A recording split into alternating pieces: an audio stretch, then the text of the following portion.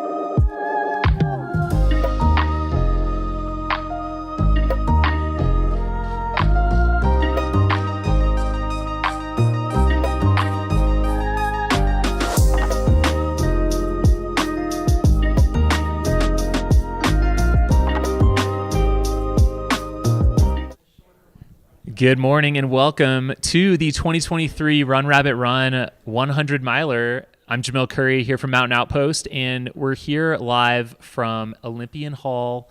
This is around the halfway point of the 100-mile race, and we've got some interviews for you guys today out of Steamboat Springs. I'm my co-host today, Jason Schlarb, three-time champion of this race. Good morning. How you doing? I'm doing great. It's good to be back and not to have to run and be able to watch people like you have fun out there on the course. So I'm happy to be just relaxing and seeing how you guys are feeling. So we are joined by Tara Dower, and she is 29 from Virginia.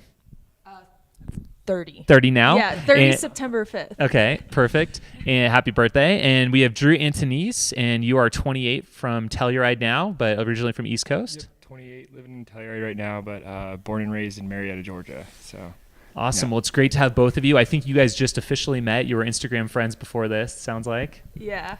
We, I don't know if we passed each other at when you were crewing Hellbender, but yeah, I saw Tara at Hellbender this year. Interacted with Jonathan a little bit, and so yeah, it's nice to finally make contact and maybe run together a little bit. So.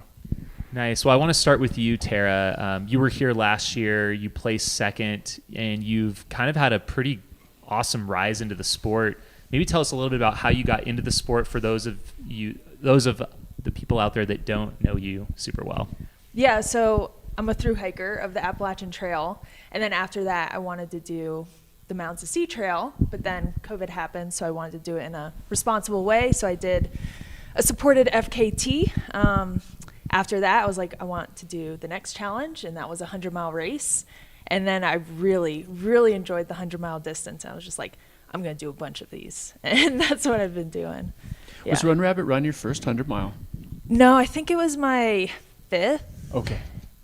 Or 4th. I don't remember. Awesome. Yeah, something like I just really enjoy running for a long time and through the night. Nice. Tara has a great YouTube channel. I was actually watching your recap video from last year, and I know that you struggled a bit with your nutrition throughout the middle of the race, but finished strong. Are you doing something different this year? Have you learned maybe some thru hiker tips from the Colorado Trail this summer? No. I don't really know what happened, honestly. This kind of happens throughout, every single race. I have a really low point. This might be TMI, but I throw up everything, and then I boot and rally and get back out there and just finish really strong. I get really headstrong. I'm like, I'm going to finish this thing even though I'm low on nutrition, and I just kind of go for it because I'm so angry. I need to figure that out for sure. Colorado Trail, nutrition was actually really good because I think at elevation, your body's working harder. And so I was out there for 9-ish days, and so my body just wanted that food, and I was just able to eat a lot easier. But yeah, no, I need to figure that out for sure during races, my nutrition. Yeah, so Tara, you did break Betsy Kalmeyer's long-standing Colorado Trail record this summer, and then I think it was broken right afterwards by someone else. Do you know who broke it and friends with them? Nina, she's also another thru hiker. We're just all over the place. But yeah, she went out there trying to go. I think she's going unsupported for an FKT with her pack and everything. And her pack broke, and then she started supported. And so I don't know her. I knew her after watching her attempt, and me and my friend Liz, we were helping the crew figure out where to go on the road crossings, and just helping her out at several places with encouragement. Now I know her, but I was like, dang it, you could have waited a year or so. But I am proud. The sport of FKTs and the women on the Colorado Trail, it's been really inspiring this year. So many records have been broken, and I am overall happy, but next time I go out there, it's going to be a little harder to break that record. So I'm curious how you're feeling after an effort like that. I know that was in July. How are your legs recovering? Are you feeling like you're going to have the speed for a race like this? I don't know. I don't think about it. I try not to I try to just let it leave my mind. I don't want to like think about it too much and then make myself nervous and put these like restraints on myself. Be like, oh, I just did this thing. How am I going to do this? It's better just like when you get to the point where you're like, oh, wow, I'm hurting during a race, then you try to like navigate that. If I think about it before, that's not going to really be beneficial. As far as my feet go, I know that they're in pretty bad shape. I lost some toenails, and I actually got two toenails permanently removed about a month ago, and they kind of look weird. They're a little red and some fluids are coming out of it. But, we just don't even think about it. We just move on and start the race and see what happens. Which toenails was it the big ones? So the big ones just fell off on their own. It was a really bad time with those. And then I went to a doctor. I was like, can you just permanently remove the big toenails? Because they're always giving me issues. Through hikes, FKTs, ultra races. And he was like, you have to wait for them to grow out, and then I can put the acid on it and like burn like the toenail off. You have to wait for them to grow back. So I had him remove the fourth toenail, which is like my second like most painful toenail. I always have toenail issues. That's like my Achilles heel for sure. Drew, you are relatively new to the sport. I think your first 50K was in 2020. How did you get into the sport? And I know that this is going to be your first 100 miler coming up starting tomorrow. Yeah, so it's actually kind of funny that we actually got this slot together, because I actually through hiked the Appalachian Trail in 2019 southbound. So yeah, two through hikers here. So I kind of, similar to Tara, I kind of got into it from the through hiking scene. I really enjoyed long days in the mountains, lots of time on feet and that sort of thing. Didn't really have a running background, but growing up was always doing pretty well, the presidential pacer and stuff like that in school, and doing the fun run and stuff. So definitely had some sort of passion for running. And then after the through hike, that was in 2019, and then obviously early 2020 was COVID, so kind of got into running then and really picked up during March and into the summer. And so that's when I did my first ultra in August of 2020. So out in, I think it was the Marlet 50K and around Lake Tahoe. So what do you living in the San Juans, the mountains are really steep. Here in Steamboat, it's pretty runnable, a lot of the course, as you've seen. And what have you been doing for training to get prepared for that? Have you I prefer to just go out and do some power hiking and Telluride mountain run, San Juan solstice kind of training, but did you adjust your training for this race? That's actually funny that you say that, because being in Telluride, you're in town, you look up at the mountains and that's where you want to be and that's where you want to go. So, I didn't really cater my training too much to running. I really just wanted to have fun this summer, and that's a lot of time on feet, and I like to think that also, can carry over well to 100-mile training. So, it was a lot of steep hiking and a lot of long days in the mountains, but also did try and get on some flats. And some of my longer runs I would do start in the mountains and then finish on some more runnable stuff to see how that felt. So didn't cater it too much. I just kind of wanted to have a fun summer of training, and but that definitely was a consideration going into training for this race. So we'll see how it plays out. And Great. I've got a question for you, Tara. Do you feel last year the altitude at the race affected you? Coming from Virginia, you spend a lot of time, obviously, all the time above 6 and up to 10,000 feet. Do you feel like this year, having done the Colorado Trail, that maybe that's an advantage? Yeah. It can only help. But last year I came out 2 weeks before to acclimate, and I also did hot runs in Virginia Beach. It's really hot there, so I did peak heat runs that simulates running low oxygen, and then I did a lot of sauna and breath work in the sauna before last year's race, and that helped a lot. I felt great at altitude once I acclimated and everything. And then with the Colorado Trail this year, I've felt great the entire time being here since I actually got here, because I went back home to Virginia Beach in between. And coming back here, I haven't really felt altitude at all. What have you been doing for training? Have you been mostly resting, or just doing easy runs, or have you? What does that look like lately? Yeah, just my coach is Carl Meltzer, and so he just puts a plan together, and I just do whatever's on the plan. I just do his runs that he puts on there. He's very simple. There's not a lot of there's just not a lot to it. It's just like mileage, and I love that. I love the simplicity of that schedule, and it kind of lets me go off feel. So while I was recovering, I was like, okay, I can kind of take it easy. I don't need to do anything hard. And then sometimes he has like a harder effort on there by just putting say 10 miles harder effort. That's really all it is. So I'm able to push there, but yeah, it's just really simple, just off feel. I feel like that's Great. what I train the yeah, best. and having Carl, the first Run Rabbit Run winner, as your coach is definitely helpful. Yeah, he's great. Fantastic. I love Carl. Great. Curious from both of you, what attracted you to Run Rabbit Run this race, like making it your first 100 miler? I guess for you as well. Courtney, for sure. I heard her. I mean, Courtney's been like my inspiration ever since I started, like back on the MST. When I wanted to do my first 100, I just was so, I mean, everyone is, but like when she was on Joe Rogan talking about her 100-mile Run Rabbit experience, I was like, I got to do that race. I got to see what it's all about. So really just Courtney. That's the answer. And it was a good enough experience to come back. Oh yeah. Yeah. And so like the community, once I came here, actually, I really fell in love with the community and the whole event. It's just a lot of fun.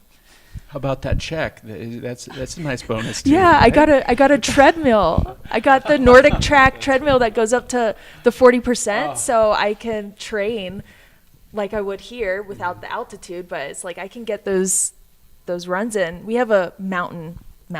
It's made out of trash in Virginia Beach. They put grass over it, and that's my only hill I can go over. So now I have a treadmill I can use, so I don't need to. So you bought a treadmill with your winnings? Yeah, Nice. I did. Yeah. Wow, that's great investment.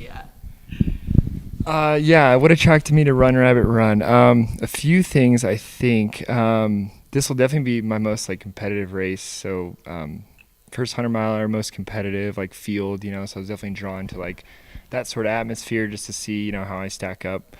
And then also grew up skiing in Steamboat with my dad. He's going to be here crewing me actually, so that'll be a fun kind of experience for us.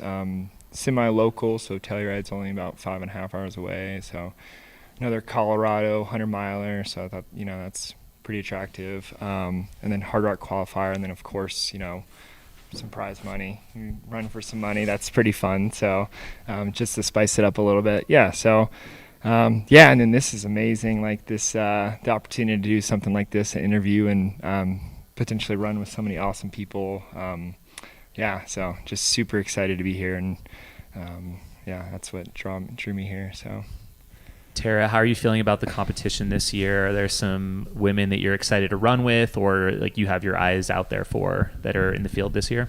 Yeah, there's a lot of really talented women in the field, just like last year though. But really anything could happen. There's so many factors in a 100-mile race, so anything could happen. So you just got to go out there, and obviously there's people I'm looking at, I'm like, oh, they're really good. But you just go out there and try your best, and hopefully you survive better. And nutrition doesn't be your Achilles heel again. And I'm excited to run something that I've enjoyed running out here. I've done Black Canyon.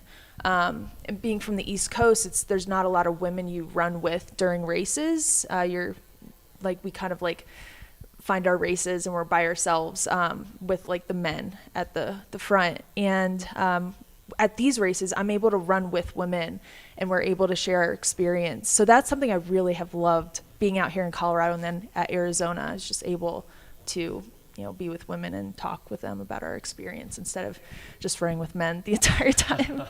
There's nothing wrong with that, but there's something about doing these really tough things and doing it with another lady that's empowering. That's awesome. Wanted to talk a little more general. I know this is our first interview of the weekend, so I know maybe some people are being exposed to Run Rabbit Run for the first time. We do have a team competition as part of this. Not only is there a lot of prize money for individuals, but teams as well. Do you guys want to talk about your teammates for this event? I know you guys aren't on a team, but do you want to talk about your teammates at all? Do you know you're on a team? Yeah. Jimmy, Carl actually set me up with Jimmy, and Jimmy's just a powerhouse for sure. We haven't talked a whole lot, but I've looked at his results, and he's definitely really talented. Were you on a team last year? Yeah, with Will Mitchell. I'm curious, like, did that play out in your mind at all when you're racing? Like, are you at all thinking about that while you're racing, or not so much? No, Okay. Not at all. No. Just running your own race. Yeah. Hopefully we both do really good. Yeah, you get a nice little bonus if you both have a great day. Yeah. How about you, Drew? Yeah, I'm going to be teamed up with Corinne Chauvoy. And I met Corinne a couple years ago. Her husband Graham was running the Ure 50. And so I met them there, and we just kind of maintained contact. And it's actually kind of funny. I think they had a small stint in Atlanta, Georgia, which is, kind of where I'm from. So, we're Team Tomboy, and that's Tomboy Basin, is up between Ure and Telluride. So that's and she's originally spent a lot of time in childhood in Ure, and I'm in Telluride now. So that's kind of how we came up with that name. And yeah, it's a fun little team challenge. So nice. Love it. That's really good. Yeah. Can you guys talk a little bit more about coming from that through hiking background, and maybe what advantages that gives both of you as athletes coming into the sport of ultra running? Yeah, I think just like you've been saying, like the time on feet, just like being outside all day. Also I don't know if you agree with this, but some bad things could happen out there. You could get in bad weather. You could have nutrition issues. You only have one pair of clothes. Something could happen. You rely on yourself. You have to get to the next road crossing. I mean, unless you have a serious issue, but really it's up to you to like walk and get out of there. So I think like that exposure, doing that for 5 months and 10 days for me, just like hardened me a little bit. And then also time on feet for sure has helped with that. Yeah, definitely.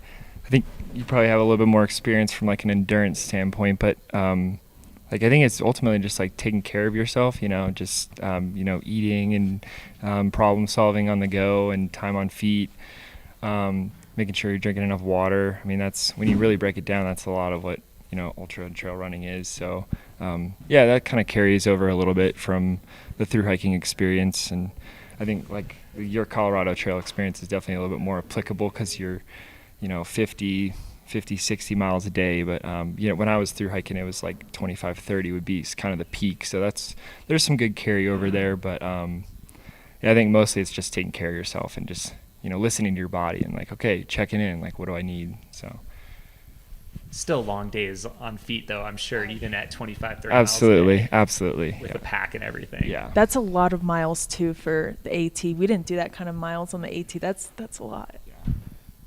One thing that, not being a through hiker, having experience with that, the biggest difference, I feel like an ultra, there's a big jump between the 50 mile or 100K and the 100 mile. And I think that jump is oftentimes requires a lot of mental fortitude that I feel like a lot of running background runners don't necessarily have or have to adapt and figure out.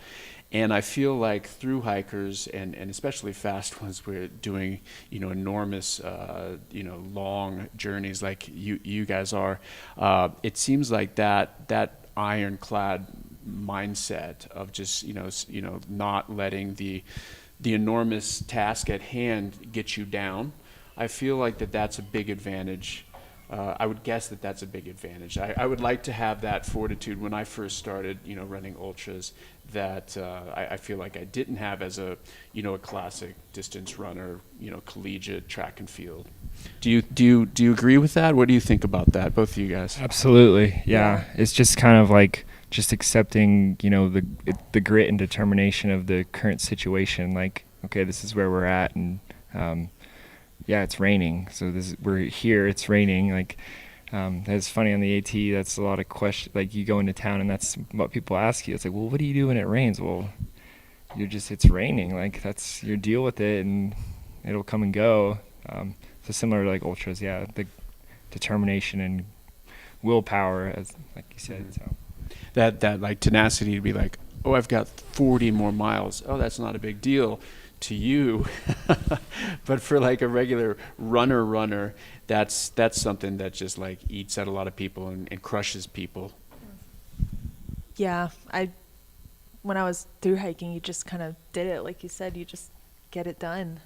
You're relying on yourself a lot. And yeah, so I really just wanted to do the 100-miler, and I didn't really do a lot of research. I just wanted to do it. And I talked to a lot of ultra runners that, don't come from a through hiking background, and they're just kind of nervous to make that jump.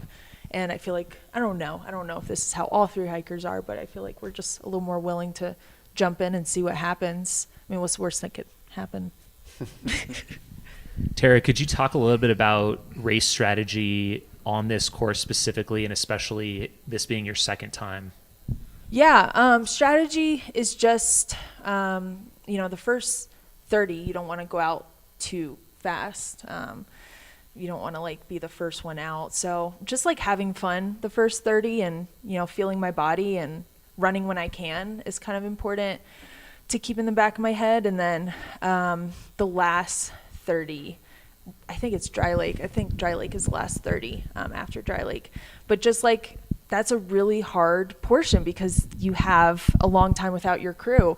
So you really have to check in. And a lot of people that's maybe a little anxious. For me, that's really exciting because we get to be like the through hiking background, you're able to be outside for a long time. So I'm just going to see what happens going into the dark. And that's really where I want to kind of turn it on, is that last portion where we're without crew for the 30, 40.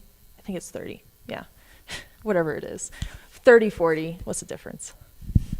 And how do you like that noon start? I know that's a little bit unique in terms of 100-milers. There's not a lot of races out there that start at noon. Yeah, I can sleep. Captain Crunch is my breakfast of choice. I can enjoy that, and a couple cups of coffee. So. Yeah, similarly, I think this year I've had some pretty early start races, so it'll be nice to sleep in a little bit and get a good breakfast and head off. Do you have any sort of strategy going into this? Have you done a lot of research on how the course lays out, or talked to people that have run it before? No really like hard set strategy, but definitely kind of like what Tara said. Just go out, not go out too hard and just try and have fun, that first 30 before you even start thinking about, where you're at and racing or anything like that. So yeah, and just being my first 100, I don't really know what to expect. And I think I'm really just going to try and have fun and, challenge myself. So. Great. You got anything else? No, it's really exciting to hear your perspective as through hikers and coming into ultra running and having the success that both of you have already had. I'm really excited to see both of you run tomorrow. Thank you. And before we close out, if there are viewers out there that want to follow your guys' running journey, how can they best find you? I'm on Instagram and Strava, just Drew Antonisse. You can search me. I'm on there. I post fairly regularly. So. Yeah, I have the YouTube, like you mentioned, that's Tara Treks, and then Instagram, Tara.Dower. AKA Candy Mama. AKA Candy Mama. What's your trail name? Barbie. Nice. Well, it was great chatting with both of you. Thanks so much, and best of luck tomorrow. Thank you. Yes, thank you guys so much.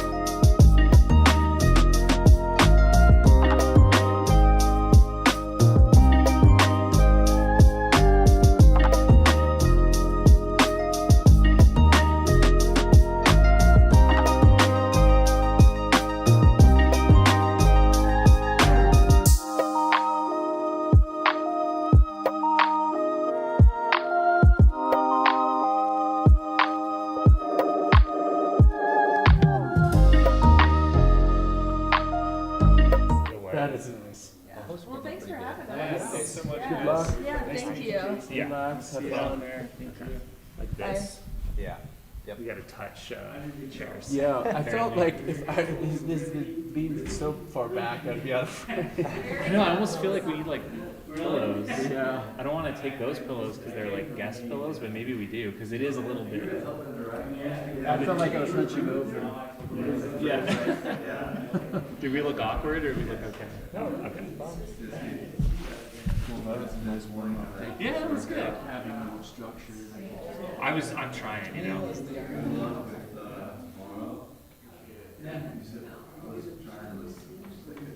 Hey, Jamil. Hi.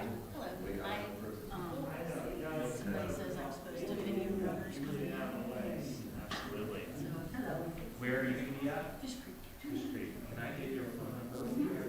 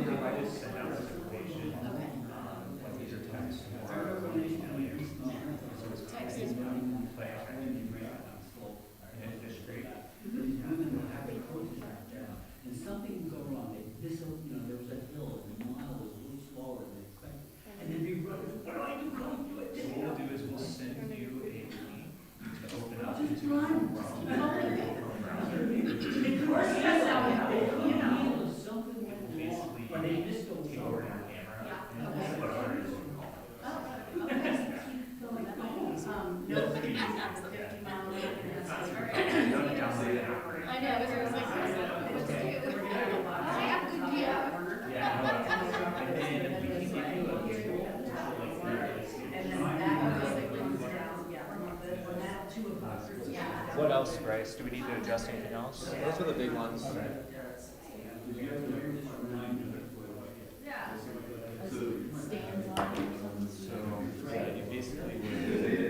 I wanted to be there is a little arrow that says in your direction. Oh, yeah, my eyes bringing in the salt. Okay. If there is no color, it's all.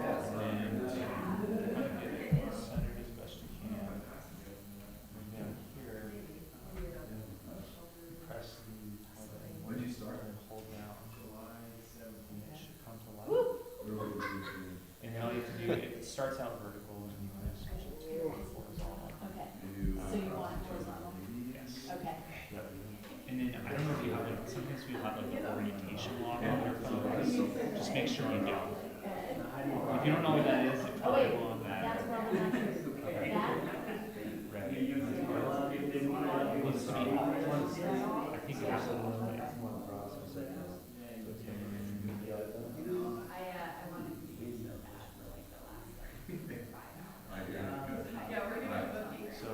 it's called Video Ninja, so basically you get this link and it will say join our camera. Allow access. And I don't cuss, so like, you know. You choose the back camera. And then you can start. And then refresh it. Yeah. Do you know if there's good cell phone coverage at Fishing calls? I think we're okay. Okay. Yeah. No, you'll be muted. If not, Okay. If you want to hit that will unmute your microphone. The director here will still have you muted, and they'll be able to mute you and unmute you, but it's probably best to just, you could just unmute it so they have that option. Unless you really don't want, like if you guys are talking about something and you don't want, just mute yourself. But yeah, that kind of, it's just like a Zoom call basically. And then I would say, you know, if you guys want to go, like as soon as people start coming through, you could just, you could, if it's not super busy and you wanted to hop on earlier, you could, because we won't have a ton of camera views early on, so it might help us out early. Yeah. So I would say if you want to hop on, usually what it'll do is it will say on air somewhere on here, usually like in the center, if they're using your camera feed. The only other thing to look out for is up here in the upper right is the speed. Probably want it to be above 7 or 800 megabits per second, or it's like over 1. How does, I don't adjust that. No, that's like based upon the cell phone thing. If it's like, so like over 1 is really good. Like it's gonna be a really good signal quality. If it drops down to like 100 or 50, it's really bad, and sometimes you just need to refresh. Or it might be a thing that there's just not good cell phone quality. If that's the case, let us know, and we'll see if we can get a Starlink out there. Okay. Well, maybe what I'll do is I'll go up there and see. Yeah, and I can send you the link, and if you want to just give it a shot and try it out. Okay. Cool. We'll text you the link shortly. All right, sounds good. Thanks so much. Get I'll that give this to tomorrow. you right now. Now, does that need a charge? So to turn it off, you press one, press once, hold it down. It's always like 1 and then hold. Okay. It is charged right now, and it usually lasts several hours of continuous use. Once we have like the top 10 pairs, Then we're probably on to the next thing. So, okay, good luck. That's fine. there's also, if you want to, you can screw this into the bottom, and it's a little tripod, so you can even just set it down. If you need to go do something, you can set it on a table and just let it So do you film. want me to do like continuous? Ideally, yeah. Okay. An ideal, yeah, a feed continuous if you can. Okay. So. We don't want it to take away from the volunteering duties of taking care of the runners. Right, okay. Cause I think when maybe what I would do is when the first ones start coming in, that'll be some of the tortoises. Yep. Do that for 20 minutes or 15 minutes or Yeah. something. Or if do you want like a big group coming in? You could. Cause maybe I could do 2 Yeah. slots there, like Sure. the first tortoises and Yeah. then a big group of them and then wait for the hares. Yep, I And think then that sounds hares great. do almost 2 times. Yep, that sounds great. Okay, Awesome. And then we can also, we'll add you to our WhatsApp group. okay, that is You might want to download that. That's just, it'll like have everyone on our whole team on one place, so you can ask questions there, you can talk to our producer, okay. things like that. rules, but you did just because you were like. Oh, so this is. This is a big deal. Alright, so let's see. Oh my.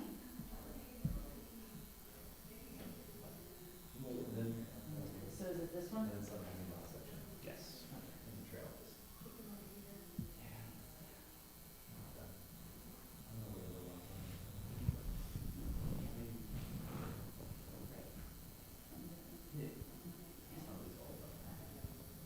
Are you?